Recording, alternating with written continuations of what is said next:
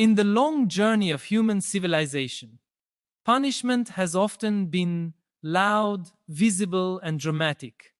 Public displays meant to shape obedience through fear. Yet one of the most powerful forms of punishment is not shouted from a stage or enforced by iron and chains. It is silent. It operates in the hidden chambers of the human mind. Silent punishment is the quiet withdrawal of attention, affection, or acknowledgement, a force that can reshape identities without a single word being spoken.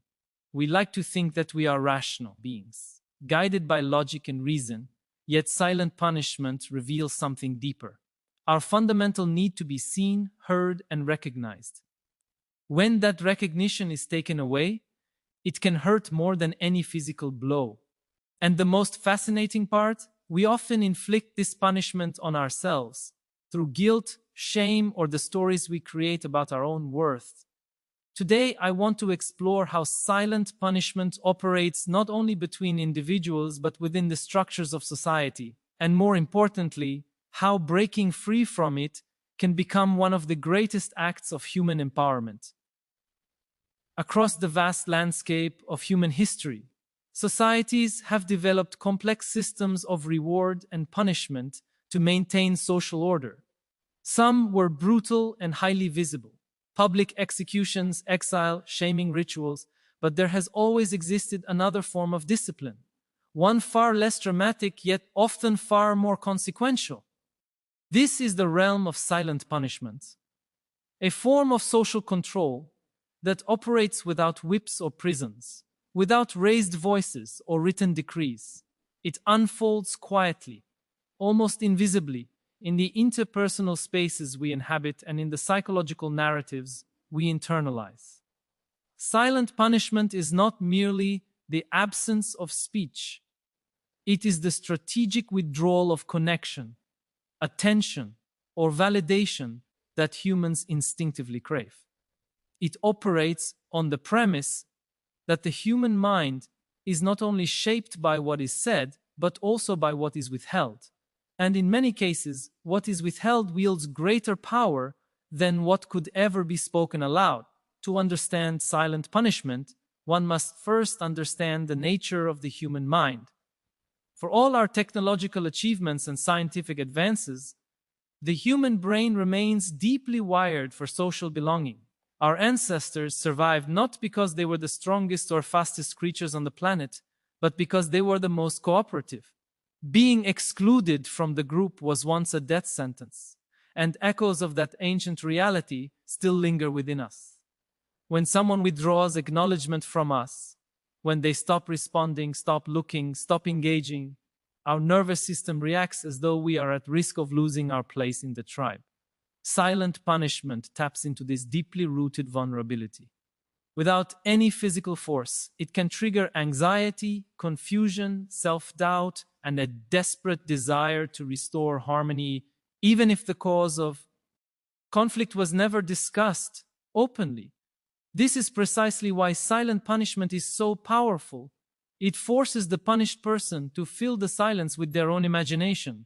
Humans are storytellers by nature. When we lack information, we invent it. And the stories we invent in these moments are rarely flattering to ourselves. Instead of assuming the absence of communication has a simple explanation, we often assume the worst. We create mental narratives of blame, inferiority, or rejection.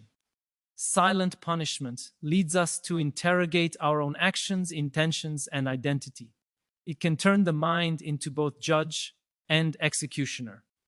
And once we begin punishing ourselves, the external silence no longer needs to be maintained by anyone else. Yet silent punishment is not only a tool used in intimate relationships. It is often present within larger social structures. Organizations, cultures, and political systems frequently rely on silence as a means of shaping behavior. Consider the way institutions respond to dissent. Rather than confronting criticism openly, they sometimes choose to ignore it, hoping that the lack of acknowledgement will discourage the dissenters or make them feel insignificant. Silence becomes a form of erasure, a signal that certain voices are not worthy of attention. It is a subtle way of enforcing conformity without appearing oppressive.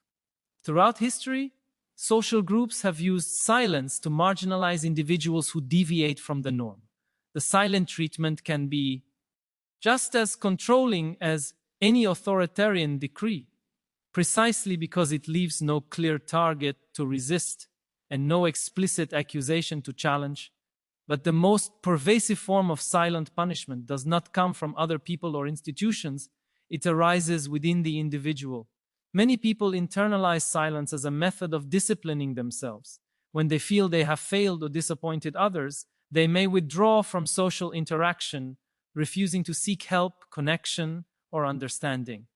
They may stop expressing their needs, choosing instead to punish themselves through isolation. This internal silence is often the most harmful because it reinforces a cycle of self-neglect. The individual becomes both the punisher and the punished, caught in a loop that prevents growth, healing, or honest self-reflection.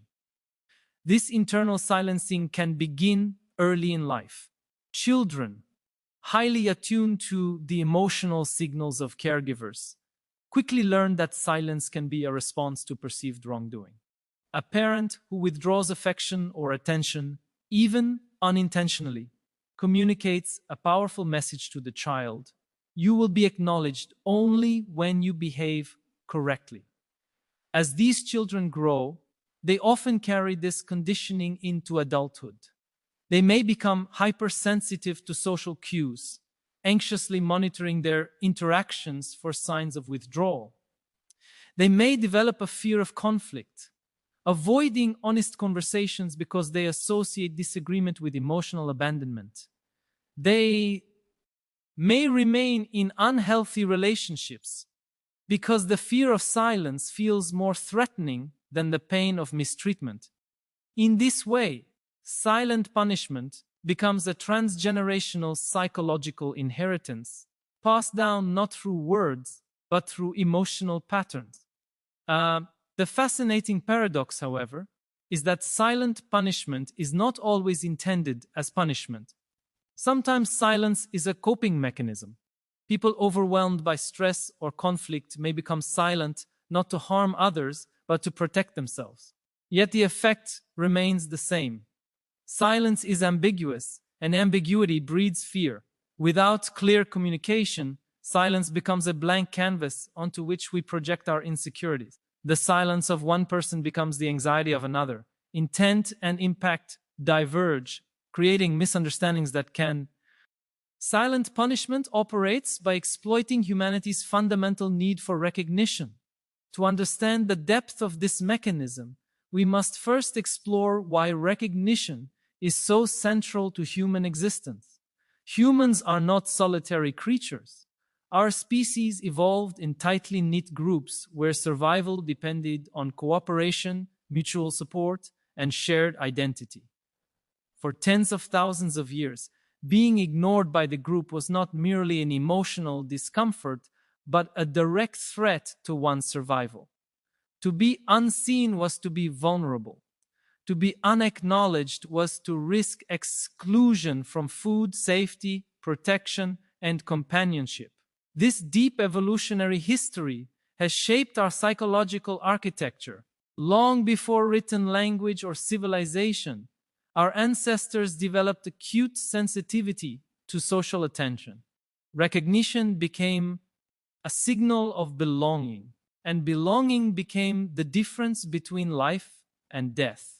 Today, while we no longer rely on a small tribe for physical survival, our brains still interpret social disconnection as a threat.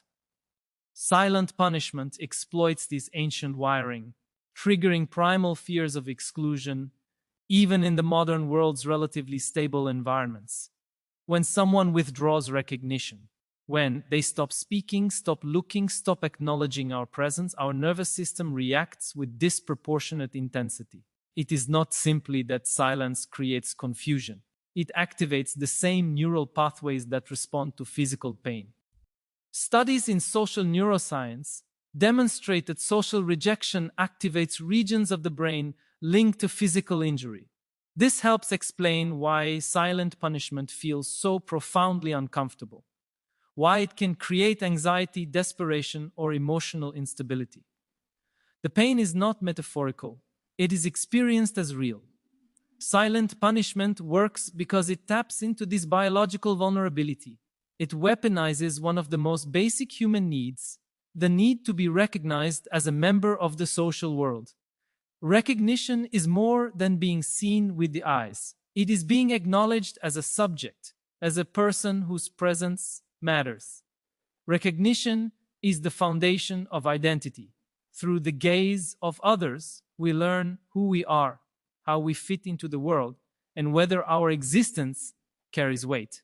A newborn studies the faces of adults, not simply to learn expressions, but to understand its own significance. A child who receives warmth and attention reads those interactions as proof of worth. Adults too rely on the responses of others to calibrate their self-understanding.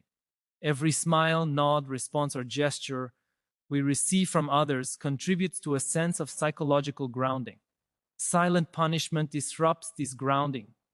It pulls the emotional floor out from under a person, plunging them into uncertainty about their value. And because humans depend so deeply on external acknowledgement to maintain internal stability, the withdrawal of recognition can feel like a collapse of reality itself. Silent punishment does not require loud announcements or explicit hostility. Its power lies in subtlety. A person can sit in the same room, stand in the same space, or occupy the same social circle without uttering a single word of reprimand. Their silence becomes a barrier, turning them into an unpredictable force. The punished person begins to scan for clues, a glance, a sigh, a shift in posture. Every small motion becomes a possible indicator of mood or intention. The mind begins to overanalyze, interpreting neutral behaviors as signs of anger or disapproval. Silent punishment creates an environment where the punished individual becomes hypervigilant, constantly adjusting their behavior in an attempt to regain recognition. Over time, this hypervigilance can shape personality traits, turning people into overly cautious, overly compliant, or overly accommodating versions of themselves. Recognition is not only the foundation of personal identity, but also the foundation of social structure. Every human community, from families to workplaces to nations, relies on systems of acknowledgement to maintain cohesion.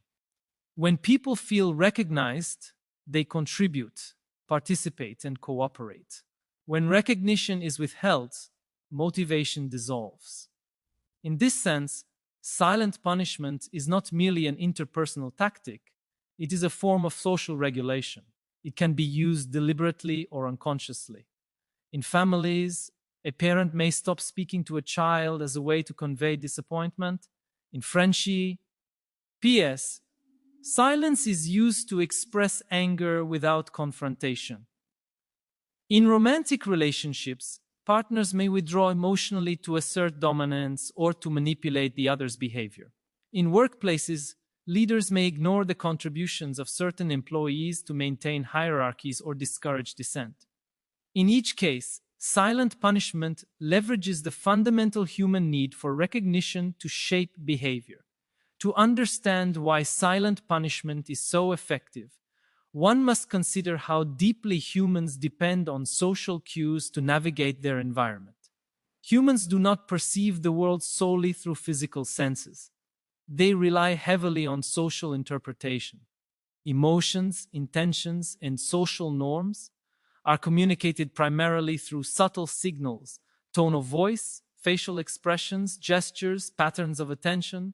Silence disrupts this network of signals. It creates a void in which the punished person cannot interpret what is happening. This uncertainty is psychologically destabilizing. The mind is not built to tolerate ambiguity. When information is missing, it fills in the gaps. Silent punishment forces the punished individual to construct explanations for the silence. And these explanations often draw upon fears, insecurities, or unresolved conflicts. Instead of receiving clear feedback, The punished person becomes lost in a maze of self-generated narratives. This is where silent punishment becomes most effective. It turns the punished individual into a collaborator in their own distress. Instead of resisting the punishment, they begin searching for self-blame. They may replay conversations, reinterpret past events, or attempt to predict future consequences. They may become desperate to restore recognition even when they have done nothing wrong. By withdrawing acknowledgment, the punisher forces the punished into a psychological performance, a scrambling effort to regain a sense of belonging. This performance reinforces the punisher's control. It teaches the punished person that recognition is conditional, that belonging must be earned, that emotional safety depends on compliance. Over time, this dynamic can shape long-term behavior patterns. People who experience repeated silent punishment may become excessively apologetic, conflict avoidant, or eager to please. Their personalities adapt to the fear of losing recognition. The need for recognition is not a sign of weakness. It is not an emotional flaw or a lack of independence. It is an essential component of human existence. Human psychology evolved in environments where isolation meant death. Even today, solitary confinement is considered one of the harshest forms of punishment precisely because it deprives individuals of recognition. When a person is placed in solitary confinement, their identity begins to unravel. They lose a sense of time, place, and even self. Silent punishment functions as a more subtle form of this deprivation. It does not involve physical isolation, but it reproduces the emotional sequences on a smaller scale. It demonstrates that humans can be isolated even in the presence of others. One can sit next to another person and feel completely alone when recognition is withheld. Silent punishment also exploits the human desire for narrative cohesion. Humans need explanation. We need to understand why something is happening. When someone punishes us with silence, they remove all explanation. This lack of clarity forces the mind into overdrive. The punished person becomes the author of a story they never wanted to write. They create reasons, motivations, and meanings behind the silence. Often, these imagined explanations are harsher than any explicit criticism the punisher could have offered. Silent punishment thus becomes a catalyst for self-inflicted emotional harm. The punished person becomes trapped not in the silence itself, but in the psychological loops it creates. The mechanism of silent punishment is also intertwined with power. Recognition is a currency. To recognize someone is to grant them a place in your emotional world. To withhold recognition is to diminish that place. Powerful individuals, emotionally, socially, or structurally, can use silent punishment to maintain dominance. Because humans fear the loss of recognition so intensely, they may accept unfair treatment or unreasonable demands simply to avoid being ignored. This dynamic is visible in hierarchical relationships, workplace dynamics, and social groups. Those who control recognition control behavior. Silent punishment thus becomes a subtle form of governance, regulating interactions without open confrontation. At the same time, silent punishment is often driven by the punisher's own insecurities or emotional limitations.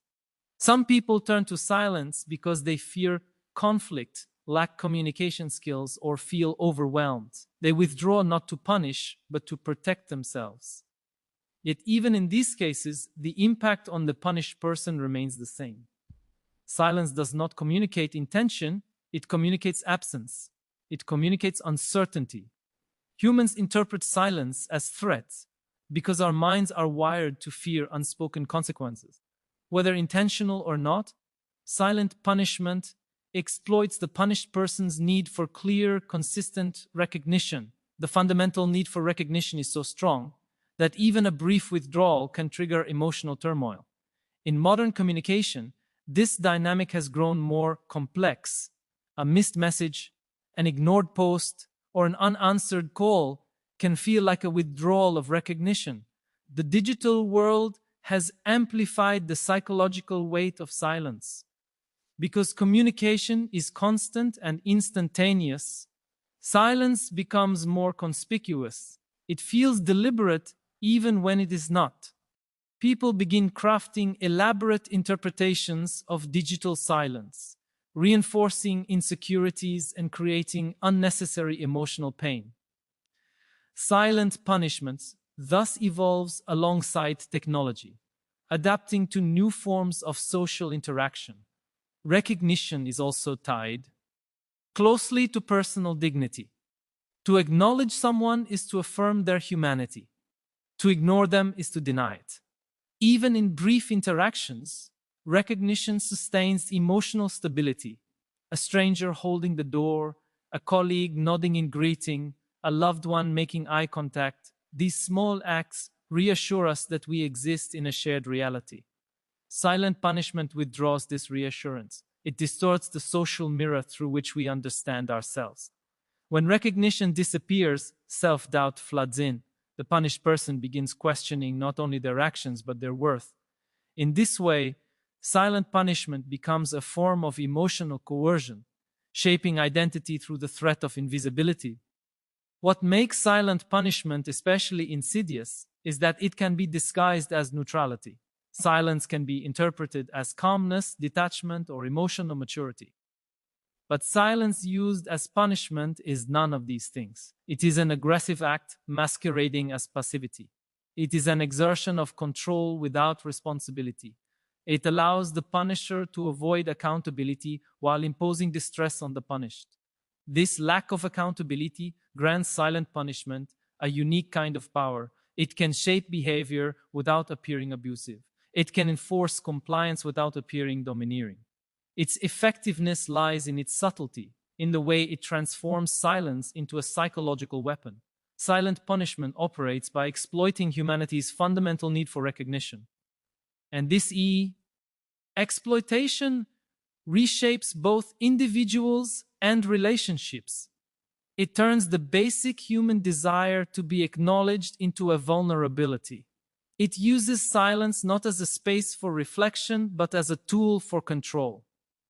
By withdrawing recognition, silent punishment taps into ancient fears, distorts identity, and alters behavior. Its effects ripple through families, friendships, workplaces, and cultures. It demonstrates that silence, when used as punishment, is not the absence of communication, but a powerful form of communication in itself.